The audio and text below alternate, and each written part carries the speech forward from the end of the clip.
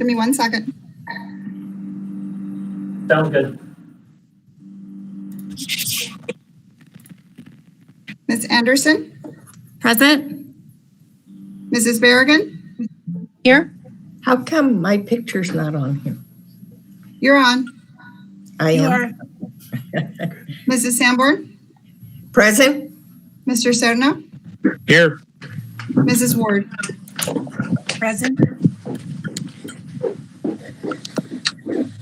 All right, thank you. I need a motion for the approval of agenda. So moved. Second. All those in favor? Aye. Aye. All right. So I'm going to go ahead and read some. Oh, I don't have the. Elodia, do I need that statement?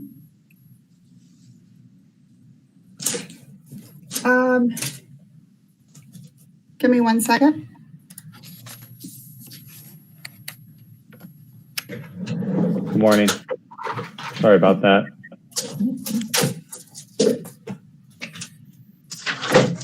Morning, Jeff. Ready? Thanks. All right, Michelle, it's coming to you.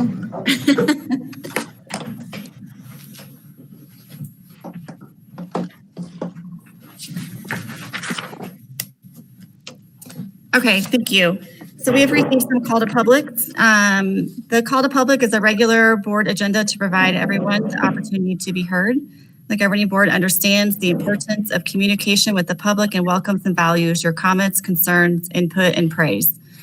The governing board cannot comment or answer issues brought up to call to public because only items listed on the agenda for discussion or action may be addressed. This does not mean that your comments will be forgotten or that the board does not care what you think. The governing board president will discuss them with the superintendent, and every effort will be made to answer your questions and or resolve concerns. Thank you for caring about the children of the Levine Elementary School District and for taking time out of your busy schedule to address the governing board. So I will go ahead and read some of the comments that have come in for our action item. This public comment is from Amber Villavaso at 5325 West Samantha Way, and her comment is, I'm extremely disappointed in the district's possible decision to close the schools. There has only been very minimal positive cases at the schools. Children are safer at school than in the community. You are only protecting a very small amount of teachers. The students and support staff will still have to be around each other, either in learning labs, daycare, or kids club. You're essentially passing the buck. There is a zero science supporting your decision. Children with special needs and those with poor home lives will be greatly impacted again, along with the learning of all children. I please ask that you continue to allow this to be a parent choice, especially when none of you have children in our district. You are setting yourself up for lawsuits, especially from parents with special needs kids. Our second call to public is from Misty Bergman at 6807 West Darrell Road. Her comment is, I do not want the schools to close again. My children are suffering mentally with being stuck at home. It is detrimental to their growth to keep them away from others. I think it should be a choice for each family what they want to do. I also feel that the children are not as involved when they are teaching online. In one instance, I emailed my son's teacher 3 times over multiple days trying to get an answer with no response.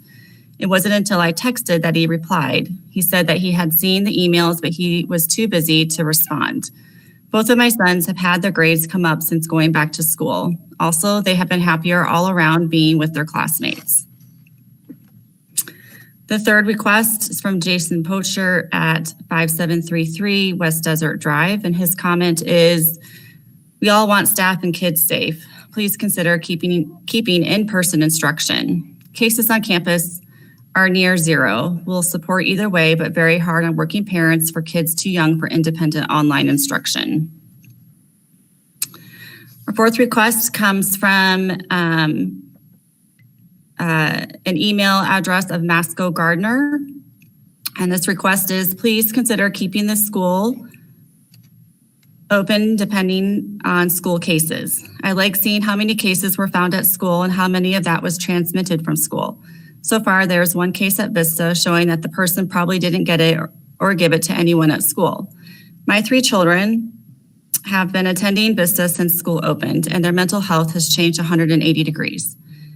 They are so happy to learn with their friends, even they have strict mask rules during recess and PE. My children's classes are 11 to 16 students, and they have good distances between desks. Usually this time of the year, I see some small runny noses or cough, but this year they have been the healthiest ever. Our family is not high risk, and I say the risk I am taking is far away smaller than the drawback of online learning. Depression can't focus on screen for 7 hours a day. Eyes are getting bad looking at these small screens, not much learning for our family. We both work from home, and it is almost impossible to keep an eye on our children to make sure that our children are not watching YouTube video or doing something else on their Chromebook during school while the Zoom camera is on, unless the IT can make something that teachers can watch the entire screen of students. I understand that some parents rather keep their children at home due to their high risk, or simply they can hire a nanny, or they can help children do online school by their side. Like previous Superintendent Dr. Johnson said, there are a variety of needs at our district while he took the survey before he left. In order to serve everyone, please keep the option of in-person learning. Last night, I told my sixth grader that he might have only 2 days left in person and go back to online. Oh, wait, no, please tell me you're kidding, right? Show me the email. Then I showed him the district email. His eyes were tearing, and I am sure he sees his dark days coming again. Please reconsider for the mental health of our students. 1 case of COVID for our school from pre-K to 8th grade who already recovered versus children's mental health. I think the benefits far outweigh the risks. Thank you. Our next request comes from Angela Lopez Baca at 7037 West Sophie Lane. Her request is, I would think it would be a tragic mistake to discontinue live in-person school at this time. The children are thriving and so happy. The school district and each individual school has done a great job at combating COVID. Please take into consideration that being on a Chromebook or any electronic device for 7 hours a day is a disservice to all. I want to thank all the teachers who are working overtime day and night to make this work. Our next request is from Angela Francios at 4221 West Irving Avenue. Her request is, my son started online March 16th, kindergarten. Although he has had 2 amazing teachers, he has had many mental breakdowns. This should not be happening to our kids. My son loves in-person school and learns better. He understands protocols to be safe and is well educated about COVID considering he is only 6. What kind of generation are we raising for the future? If a daycare mandates taking everyone's temps, masks, sanitizing, extreme cleaning, social distancing without COVID cases, why can't our district mirror them? How does our district compare to the surrounding districts? My family is compliant, and now I have to sit next to him doing school to focus while I work. I can't be a teacher's aide, principal, counselor, and be a mom. This not only affects him, but me being the best mom I should be. It's so heartbreaking and mentally trying. Please don't close. Our next request is from Christy O'Quist at 8328 South 48th Drive. And her statement is, I would like to ask you not to close our schools. The district is doing a great job at keeping spread low. Our numbers do not represent the need to return to 100% virtual learning. During the first quarter, my normal straight A and JHS students' grades dropped to straight Ds, and his mental health took a dive. When I mentioned Friday's email, he visibly deflated and was withdrawn all night. His grades are just now coming back to his normal ability. If we take a good look at the numbers, deaths and hospitalizations are down, and the majority of cases have mild symptoms and are all recovering. This means that by having some of our lives back is helping to get COVID under control. I would ask that Levine Elementary District have the nerve to stand up and be groundbreakers here. Keep our schools open, show that we can control this. Let's prove that Levine is under control and able to handle this pandemic. In previous emails, you have stated that you are in contact with the AZ Department of Health and that you are proud of what we are doing. Let's continue that. Please, for the mental health of our students and their education, let's keep the schools open. And our last request is from Trent Rhodes at 8209 South 45th Lane. And the request is, my son is in kindergarten at Rogers Ranch Elementary. The school has done an excellent job of controlling the virus. Please do not go back to online only. My son has been progressing much faster since in-person school began. And those are all of our requests so far. So moving on, I would like a motion to discussion and possible action to alter the plan for transitioning to virtual learning. So moved. Second. All right, discussion.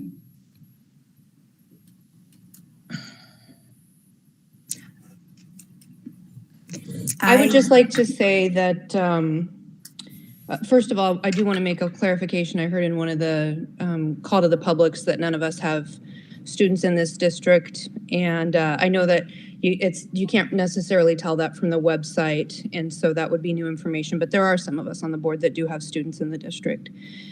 And even for those of us who don't have students in the district, I know that this weighs heavily on their minds and on their hearts as well as it does in mine. I had a very sleepless night last night thinking about all of this, and it's not an easy decision. It's almost an impossible decision. We have asked for metrics, and we've received those metrics. My concern is that I don't know how, it's all so new, and I don't blame anybody, the county, the state, whoever. We almost don't know for sure what it is that we should be looking at. And so the Maricopa County Department of Health, along with the state, have provided us some metrics that they thought would be helpful. They drilled down to us by district, which I think was even more helpful, and I'm very appreciative of that. But the fact remains that when we look at the cases in our school sites, we're less than 0.25% that have COVID at any one given time. And so as others have shared, and it has been my thoughts, it seems as though our schools are the safest place for our students and our staff to be. And so it's very difficult because it's a balance of we've asked for these metrics, and these metrics are pointing towards the fact that we need to close, versus now we have this very specific data by campus that would indicate that we're doing a great job on campus. And I am so appreciative of all of our staff and our students, from the little ones to the big ones, who are taking it seriously, wearing their mask. I've never been on campus or driven by to pick up my daughter and saw that nobody, including students, weren't wearing masks. Everybody's constantly wearing masks. I know that she has opportunities throughout the day to make sure her hands are washed and clean. So the mitigation strategies are definitely working. We definitely see that they're being put into practice. And because we have the 6-foot distance rule, we shouldn't be seeing cases spread within the schools, and we're not, because our people are doing such a wonderful job. We did have another parent who wasn't in the call to the public, but did email the board. And I don't want to say her name because I don't know if she didn't do call to public intentionally to keep her name private. But she had a good suggestion and stated that if we would consider looking into what other states are doing, that they're not just looking at a county metric or even a district metric, but looking very specifically at each school site and determining from that whether or not schools should be virtual or have some sort of hybrid or be open completely for in-person. Dr. Sprout and I spoke briefly about that this morning via text, and I know that that's something he would be interested in looking into as well, and thinking a little bit outside a box, and being the trailblazers that we are in Laveen, to be courageous enough to say, listen, we appreciate everything and all of the thought that's gone behind the metrics, but we believe that this is actually what's best for Laveen. And maybe we don't find something better out there, but I am appreciative that our administration, our superintendent, the principals, our directors are willing to look into that and see what other options we might have available. So I appreciate all of the continued thought behind this. I can't tell you how much I appreciate, parents, your comments and sharing your thoughts with us. I have many of the same concerns. I would encourage those of you who are in a need for a supervision situation or special education to reach out to your school sites. There's going to be learning lab opportunities. And I know that the district is going to consider some other things about special education as well. Those are my comments. So you guys are full until Monday? You'll have a room to look at my front desk. I also have some comments. Today I had an opportunity to receive an email from the chief medical officer from Valley Wise, Dr. Michael White. And by mid-December, hospitals will be at capacity. And with us keeping the schools open, he's saying that the spread of COVID would be high, and people who end up having heart attacks, people who end up having strokes, people in automobile accidents. It may be a life and death situation where they're not be able to be seen. So it's something to consider. I did forward emails to Dr. Sprout, and if he'd like to share them with you, it'd be great.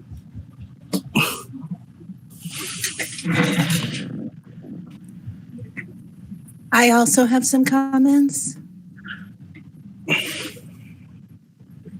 Go ahead, Fern. Thank you. I appreciate the sentiment of those that want in-person learning.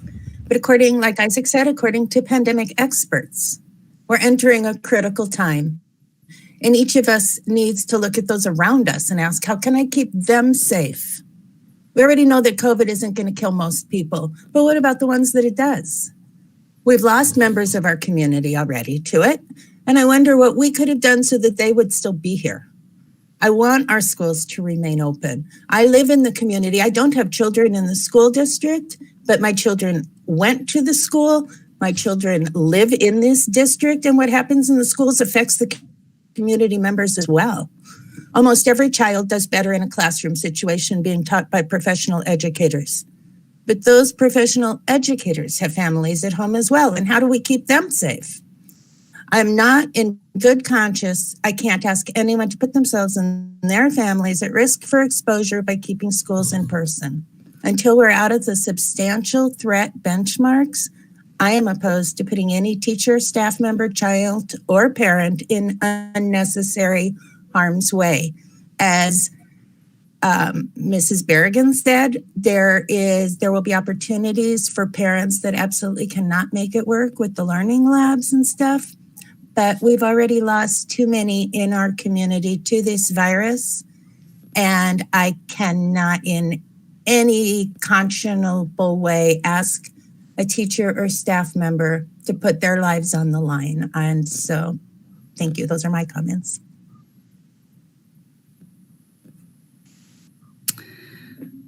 Thank you for sharing those comments, and parents, thank you for your feedback. It is greatly appreciative. We look at each and every one, and myself, I being an educator, being a parent, this weighs heavily on me greatly. I feel it is so important to have kids in person. They learn better. It's better for them socially, emotionally. And, you know, our cases are very low in schools by taking care of looking at all of those mitigation strategies.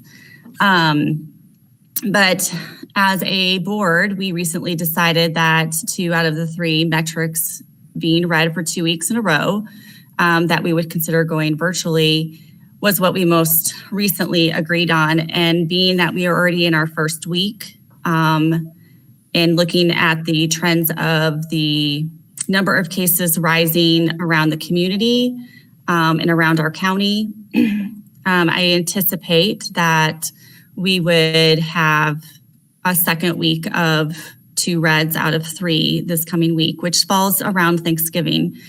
And so to be proactive, if that is the case, it's important to be able to communicate and not necessarily have to communicate that during a holiday weekend. And so if we need to go virtually based upon our most recent action, then that is the reason for this meeting, unless there's any alterations that we need to make to the plan. Are there any additional comments? I have one more. I really, really liked the suggestion from the parent if people can watch the kids online all the time. I don't know if that's a possibility, but I would like to throw in there, what an amazing idea.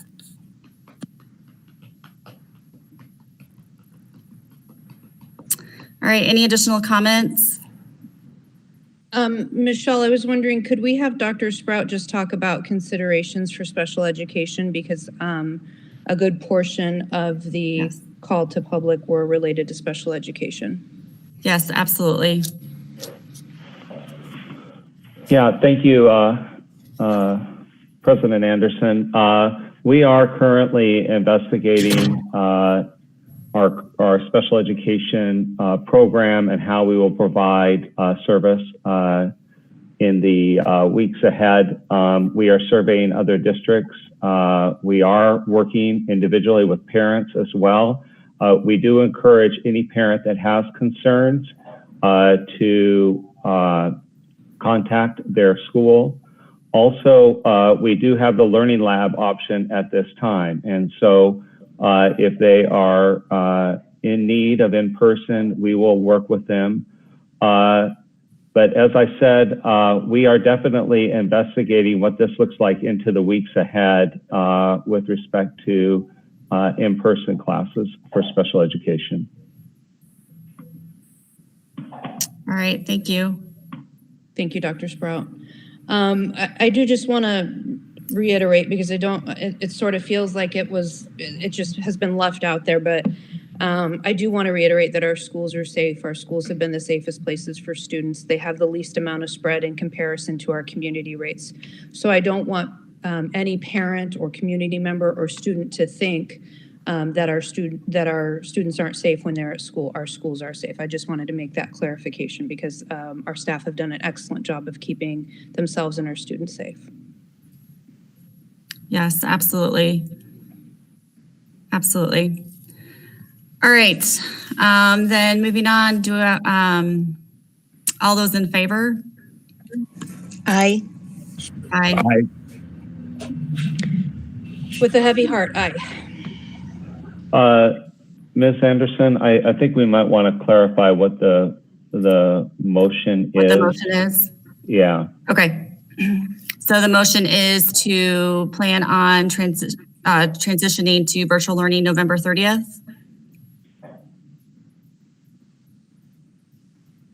Okay, all those in favor? Aye. I think we need I'm sorry. Oh, we need a might second. want to make a motion, a second, any more discussion, and then a vote. Okay, sorry about that. Sorry. All right. So a motion to move to virtual learning beginning November 30th. moved. Can we add,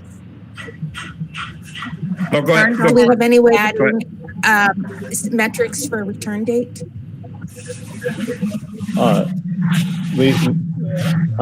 President Anderson, we need a motion and a second, and then we can have further discussion. I second for discussion purposes.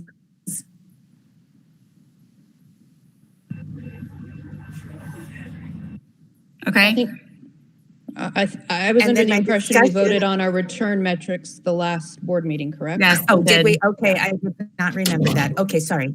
Yeah. No discussion. Okay. So all those in favor? Aye. Aye. Aye. Aye. Any opposed? All right. Thank you. I know this is a hard decision. I know it's going to be a sort of a challenging time, but I know everybody's doing a really great job with the online learning and moving forward. A regular meeting of the governing board will be held on December 10th, 2020. All meetings will be held at 5:30 p.m. in the Levine Education Center located at 5001 West Dobbins Road, Levine, Arizona. Do I have a motion of adjournment? So moved. Second. Second. All those in favor?